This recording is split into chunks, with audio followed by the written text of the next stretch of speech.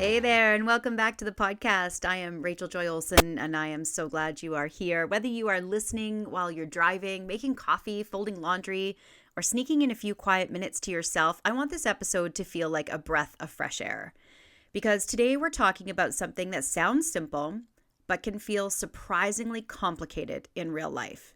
And that is how to create a self-care routine that actually fits your life.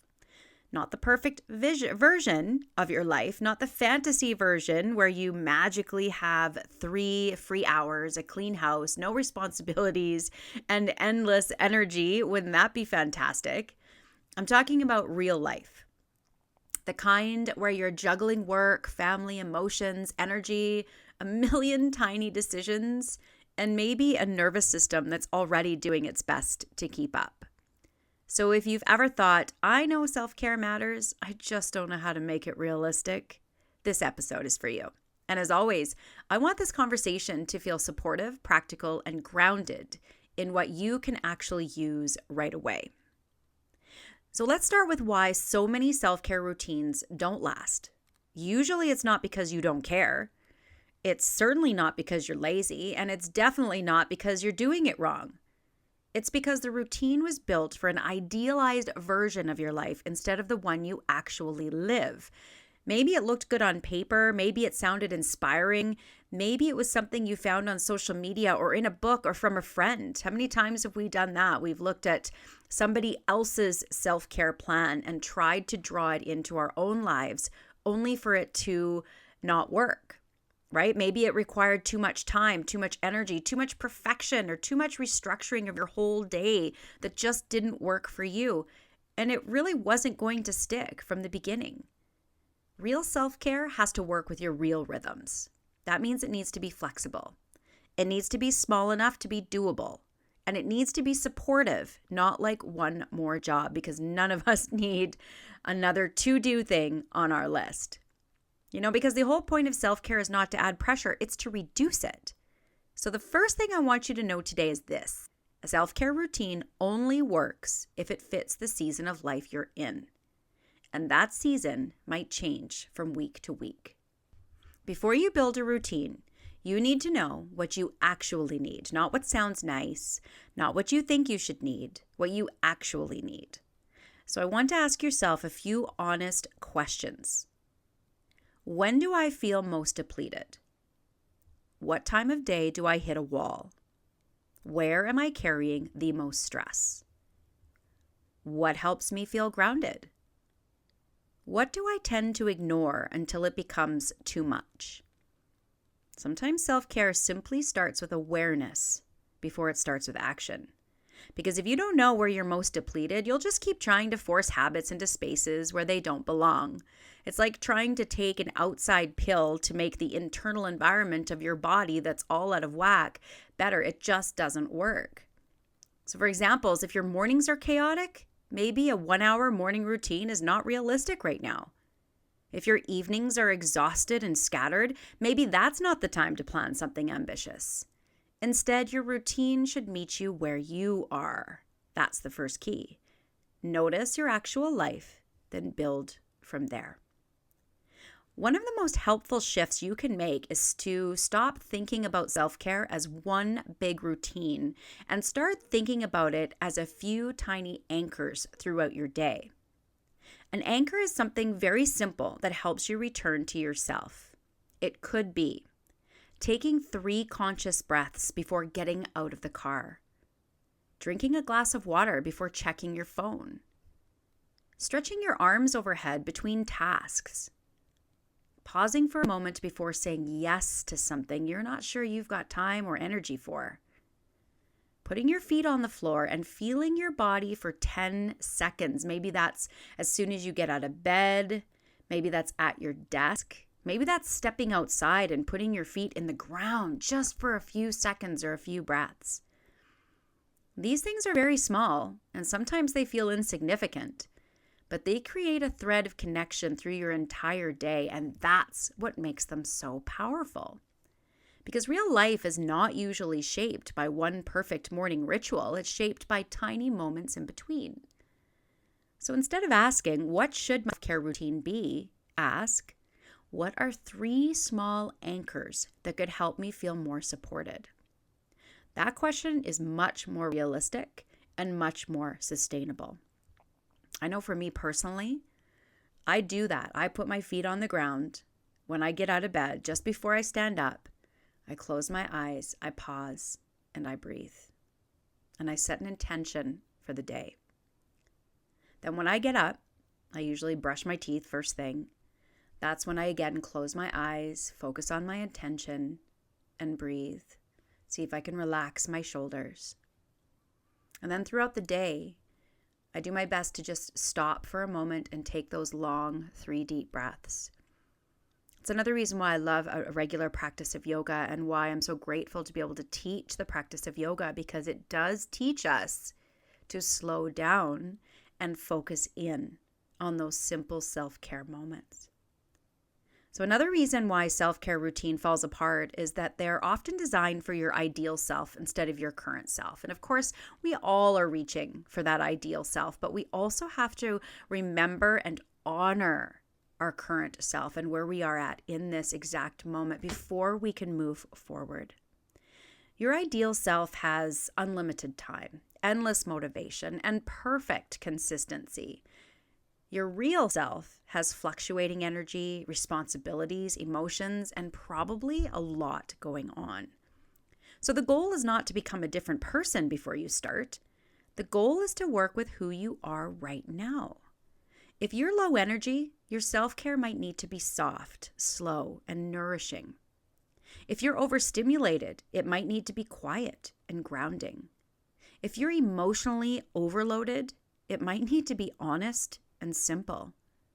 If you're physically tired, it might need to be restful. There's no one-size-fits-all routine.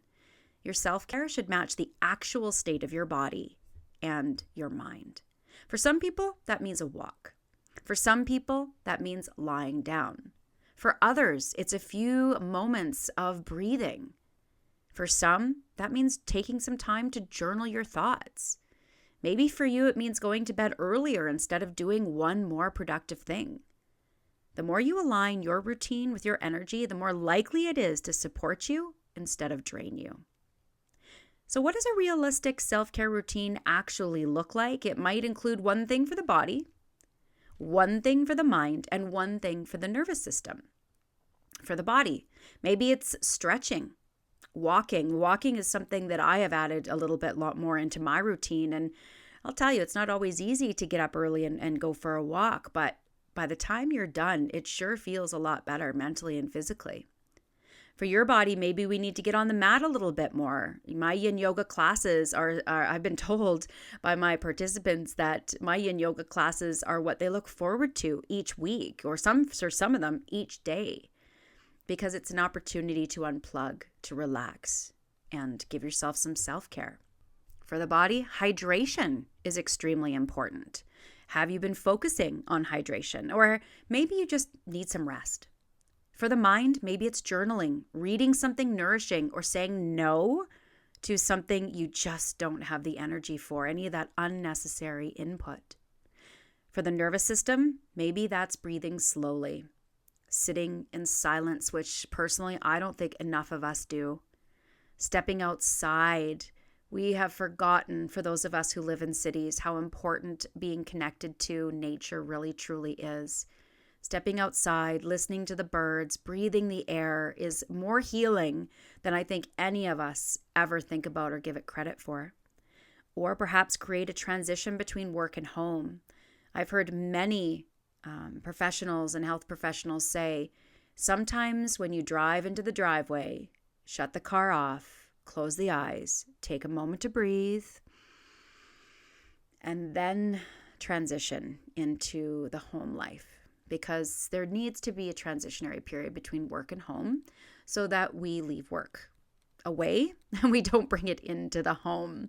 Many of us have known how that goes over, and it doesn't go over really well, and it's not good for anybody. So you don't need to do all of this every day. You don't need to do it perfectly either. And you definitely don't need a long, complicated routine to make it count. A realistic routine is often short, repeatable, and always kind. Let it be easy enough that you can actually return to it all the time, day in and day out. That's the important part, not intensity, not perfection, but the ability to have consistency and return to the plan. If you want your self-care routine to stick, make it easier for yourself to succeed. That might mean leaving your journal on your nightstand where you can easily see it and reach for it. Maybe you place your water bottle where you can see it, setting out your yoga mat ahead of time so it's ready to go for you. It might mean keeping a calming scent nearby. And those of you who know me and have listened to the podcast for a while know that essential oils for me are a non-negotiable. They are my lifeline. And so you can use various essential oils to elicit different emotional states. Maybe it's calming that you need. So you have a calming scent, an earthy scent, like any of the tree oils. Maybe you need to energize, so you reach for a citrus. So, or potentially, any sort of calming oil. Lavender is also very calming as well. So keep those close by. It also might mean creating a boundary around your bedtime. Bedtime should be a sacred time for you to relax the mind, relax the body, and prepare your body for sleep, which is very much self-care as well. We're far more likely to follow through with something that feels accessible. So remove friction wherever you can, and also make peace with doing less than you think you should. And that's a big one. I've had many of my clients go from big, long to-do lists to just 2 or 3 things that they need to accomplish in one day. Maybe it's one thing that you accomplish in one day. And whether that's a task that you want to complete or whether that's a self-care option, that's a big one. It's just doing less than you think you should. You do not need to prove your commitment by making your routine harder. You prove your commitment by making it repeatable and realistic. That's how self-care and any other habit becomes part of your life instead of just another thing you attempt and abandon. A self-care routine should change with your season. That doesn't mean necessarily the seasons in nature, but where you are at in your life in this moment. That means there will be times and seasons when your routine is fuller and more expansive. And there will be times when it's very simple. Both are valid. In a busy season, self-care might be 5 minutes. In a slower season, it might be more. In a tender season, it might be about rest. In a creative season, it might be about expression. In a stressful season, it might be about regulation. In a healing season, it might be about gentleness. The point is to not hold yourself to one fixed standard forever. The point is to learn to listen and keep listening and make change as you need to. That's what makes self-care feel alive instead of rigid. Here's a sample framework you can use right away. So ask yourself these 3 questions. What helps me feel grounded? What helps me feel nourished? What helps me feel regulated? Then choose one small practice for each. For grounding, maybe it's barefoot time outside, or you take a slow walk, listening to the birds, breathing in the fresh air, looking around at the trees. And if you can't get outside, I encourage you to grab a tree oil such as a Siberian fir.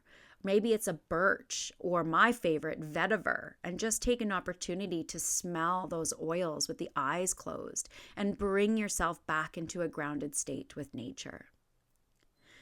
If you want to feel nourished, maybe it's preparing yourself a healthy meal, grabbing one of your favorite cookbooks and finding a nice healthy meal that you can enjoy. Or perhaps it's a cup of tea that is filled with some healing herbs or a drop or 2 of calming or healing essential oils like a lavender or a ginger. Or perhaps you just take a quiet moment for yourself without multitasking. If you want to feel more regulated, maybe it's breath work, focusing on a particular breathing technique, such as the Nadi Shodhana pranayama that I use a lot in my yin yoga classes or yoga classes in general.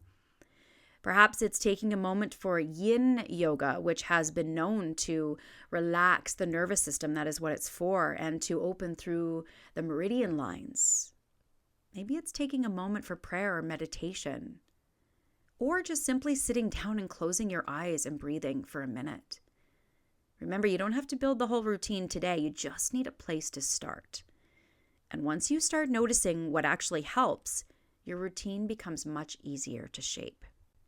And of course, some of the most supportive spaces for this kind of work are the ones that help you step out of your day-to-day rhythm and reconnect with yourself more deeply. That's part of what I personally love about the classes that I teach or the memberships that I offer or experiences like the retreat in July or other events that I do. Everything I do that I have built upon in the 30-year career that I've had in helping people step into their truest self, everything is designed to support you in a real life way, not in a do more, be better kind of way. They're about creating space to breathe, to soften, and to remember yourself again. So remember, in my upcoming 2-day retreat in July, if this feels something that your body or heart is craving, I invite you to explore that gently when the time feels right. Or if you'd like to just tune in to one of my online virtual yin yoga classes, there's no pressure, just an open door invitation just to explore perhaps something new that you've never explored before.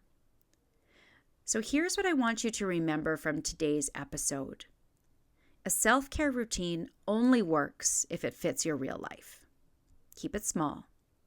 Keep it kind. Keep it flexible, and keep returning to what actually supports you. Not the perfect routine, the real one. The one that helps you feel more like yourself.